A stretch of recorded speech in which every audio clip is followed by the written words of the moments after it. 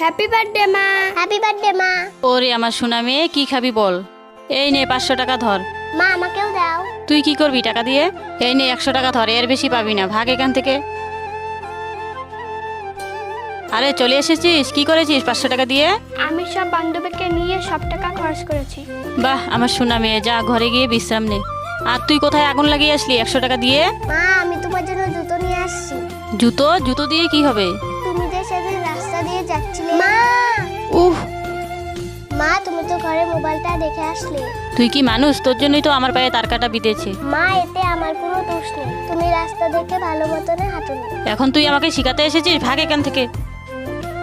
মা সেদিন তোমার পায়ে তার কাটা বেঁধেছিল, তোমার জুতোটা নষ্ট হয়ে গেছে, তাই আমি তোমার জন্য নতুন জুতো নিয়ে আসলাম। আমি তোকে খুব কষ্ট দিয়েছি সৎ মেয়ে বলে, তুই আমাকে ক্ষমা করে দে। মেয়েটি তার সৎ মায়ের সাথে কাজটি ভালো করলো না খারাপ করলো আপনারা কমেন্টে জানান।